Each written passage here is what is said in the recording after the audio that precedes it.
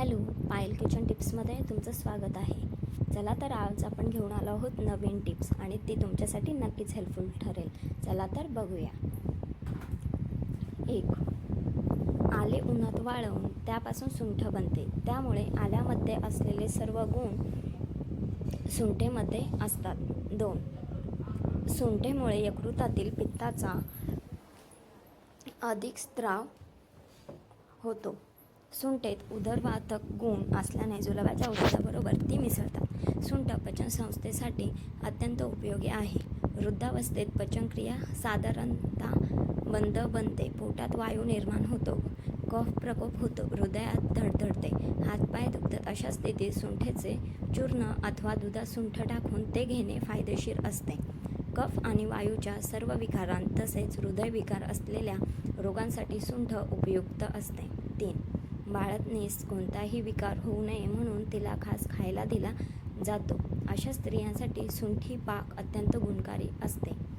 उत्तम औषध आहे. 4. सुंठ रुची उत्पन्न करते. आमवाताचा नाश करते. ती पाचक, तिखट, हलकी, सिग्न व उष्ण आहे.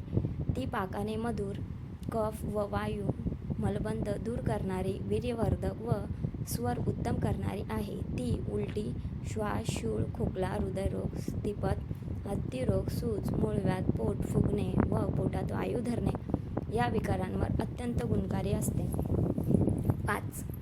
सुंठ टाकून उकळलेले पाणी प्यायल्याने किंवा पिण्याच्या पाण्यात संबंध सुंठ घालून ते पाणी दीर्घकाळापर्यंत प्यायल्याने जुनी सर्दी बरी होते. 6. सुंठेचा काढा करून प्यायल्याने शरीराचा वर्ण सुधारतो. मन प्रसन्न राहते व शरीर सदृढ बनते. 7. ताकाच्या वरच्या पाण्यात सुंठ उगाळून 21 दिवस असे पाणी प्यायल्याने जीर्णज्वर नाहीसा होतो.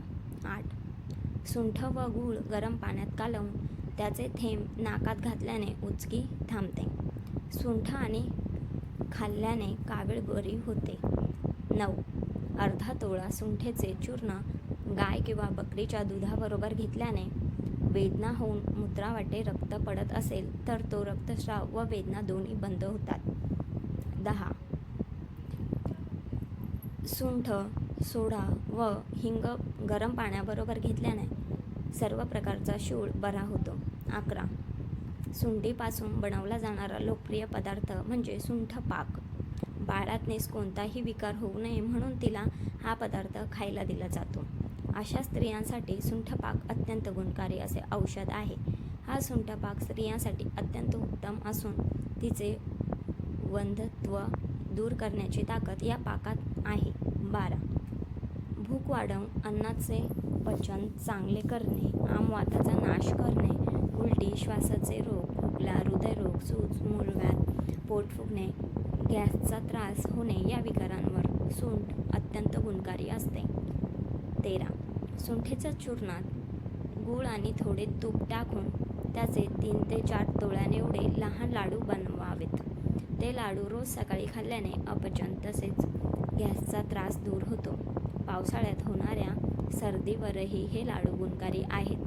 पावसात काम करणाऱ्या शेतकऱ्यांसाठी किंवा सतत पाण्यात काम करणाऱ्या मजुरांसाठी सुंठेचे लाडू अत्यंत उपयुक्त आणि फायदेशीर औषध आहे. यामुळे शरीरातली स्फूर्ती आणि शक्ती टिकून राहते. 14. जुन्या सर्दीवरही सुंठेचे पाणी गुणकारी आहे. पिण्याच्या पाण्यात सुंठ घालून ते पाणी दीर्घकाळापर्यंत प्यावे लागते.